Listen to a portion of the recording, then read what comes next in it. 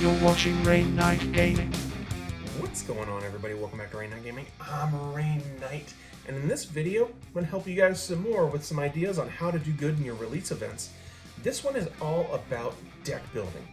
We did a previous video about what kind of cards to look for, and now we're looking at ratios on what cards and what amounts you should be using. Because this is a 30 card deck, not a 50 card deck. So the numbers of cards that you usually use won't work. Like, you don't want to use 30 units in this because, yeah, then you're out of space. So I'm just going to break it down on the levels of units you should use and how many of them, and then amount of pilots, amount of bases, and amount of commands. Okay, so this is what I'm running. And this could go up or down by a card or two, so I'll try to say that, but right now it's 30 cards deck, and I made this using just structure decks, so you can practice. So first up, I'm running 4, 5, 6, 7 level 2s. Now I put blocker in here because I think blocker is going to be a super important stat keyword to use in these duels, and gem, because there are several other cards that are similar to gem that you can also put in here. You can put 1/1s in here, and if you're trying a pure rush strategy, you could try to do that, but I just don't think you're going to get enough out of it. The only one possible would be maybe DOP, and that's if you open a lot of Xeon cards. So that's the only reason I'd use that. Other than that, I want to keep to higher stat than usual for their level cost. Don't be afraid to play vanillas, because vanillas are going to have those extra booties on them, or more muscles, however you want to say that. Now getting into our 3s, I'm just playing 4 3s. I don't want to really load up on this because you're not going to get to it on your second turn. You're going to get to it on your third turn.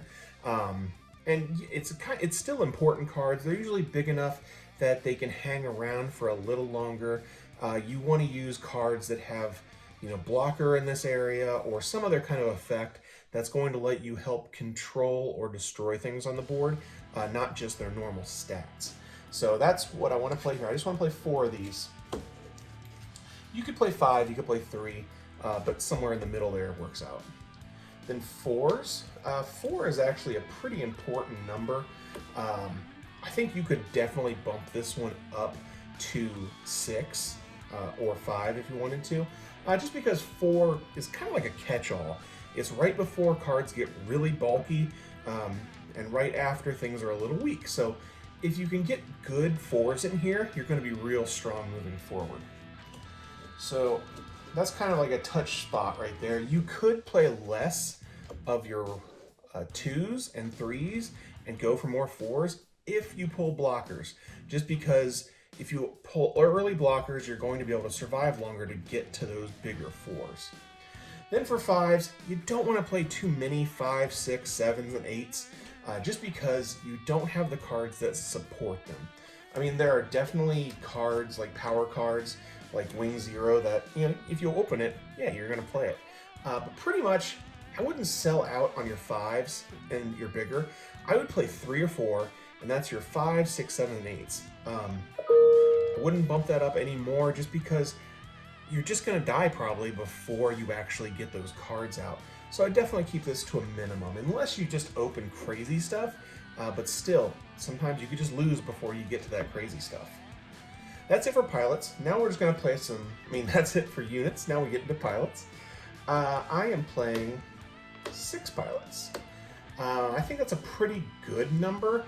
It's basically 1 less than if you're playing a low amount of pilots in a normal deck, or it is 4 less than you would play if you're playing, the usual amount of pilots. It's really going to depend what you open up, but I would definitely try to put around this many pilots. If you go for a rushier style, maybe you put 1 or 2 less in there if you want to have more units. But another thing that's going to be very important, if you can do it in these events, is if you can find any link pairs, definitely put those in the deck, because linking is a huge part of this game. And if you can link and your opponent can't, you're just going to have all kinds of advantage there. So keeping it pretty low on the count of bases as well. This could easily be 3. I wouldn't do 5. That's a lot of bases. So I would just do 3, 4, just because you need the bases. You want them to occasionally be in your shields, and you want to be able to play them to get the extra card draw. But I wouldn't play too many, just because, I mean, you can't kill your opponent with bases. So there's that. There are some really good bases, and there are some really bad bases. Basically, if you open one of the 6 health ones, play those, just because those are crazy. And then finally, I would say just 2 commands. Unless you open like a bunch of pilot commands and you don't open a bunch of pilots, then you kind of merge the two, and you know, you'd want to play, you know, some extra pilot commands to get that through there. Before I end the video here, I wanted to just go through some test hands, and there's a certain way you can play around before the game actually starts and test, you know, how your draws are going through the game. And also, you want to come with your resources and tokens already sleeved, so you don't have to waste time with that.